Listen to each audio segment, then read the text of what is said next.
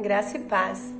No mês de julho, nós estaremos meditando a respeito do propósito da oração. Será que você, assim como eu, já se fez a clássica pergunta se Deus é soberano, se Ele tem tudo sob controle, se Ele conhece o ontem, hoje, amanhã e sabe todas as nossas necessidades? Então, para que orar? Para que pedir para Deus se Ele já sabe de todas as coisas? Nós poderíamos trabalhar aqui diversas faces que nos fazem entender qual o propósito da oração, um assunto tão amplo e tão tremendo. Mas eu quero chamar a atenção aqui apenas para duas dessas faces. A primeira delas é que um dos propósitos da oração é nos fazer ter comunhão com Deus. É impossível nós termos comunhão com quem a gente não conversa, com quem a gente não dialoga, com quem a gente não fala as nossas necessidades e ouve o que Ele tem para as nossas vidas.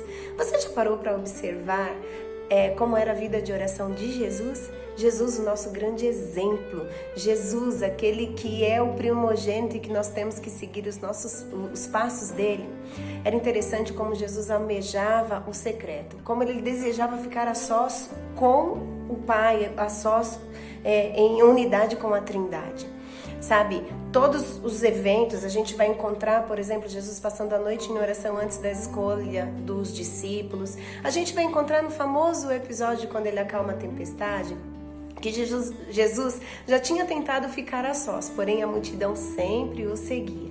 Nesse episódio, a narrativa bíblica vai dizer que ele despede a multidão, insiste para que os discípulos entrem no barco, e finalmente ele consegue ficar a sós. E ele passa horas em oração.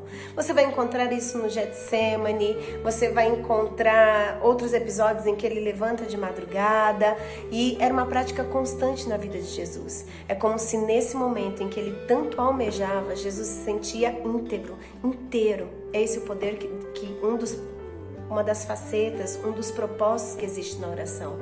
Nos fazer íntimos de Deus, nos fazer conhecido dele e nos fazer conhecer a vontade dele para a nossa vida. A outra face que eu quero chamar a atenção é que a oração é uma das formas de vermos o céu manifesto na terra. Em Lucas 11, verso 1 e verso 2, se você continuar a leitura, você vai encontrar aquilo que nós chamamos de a oração do Pai Nosso.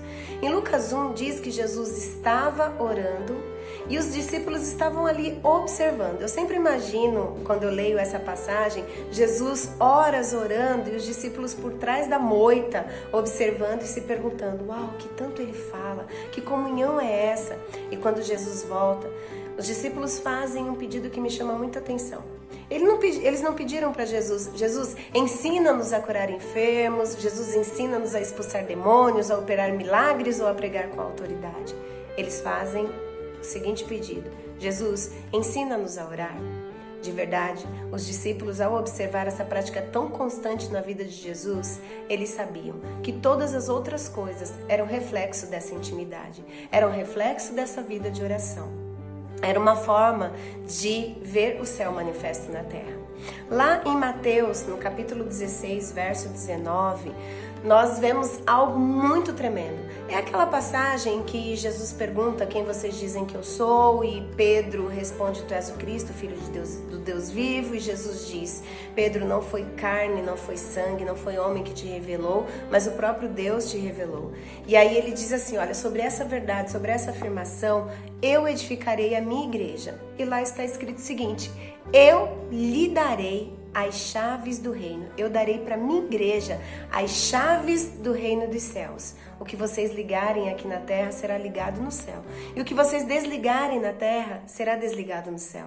Queridos, quando eu dou a chave da minha casa para alguém, eu estou dizendo que ela tem liberdade para entrar e sair a hora que ela quiser. Ela tem livre acesso. Ela tem a chave.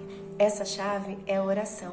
Através da oração nós temos livre acesso ao céu, aos santos dos santos. E através disso nós podemos ver o céu manifesto na terra.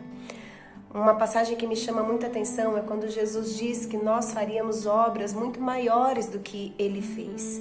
E é através da oração que nós poderemos encontrar uma profundidade tão tremenda e tão poderosa a ponto de vermos, de fato, a plenitude do reino dos céus sendo manifestado, primeiro em mim e depois através de mim. Que no mês de julho você tenha muita fome de estar no secreto em oração com Deus.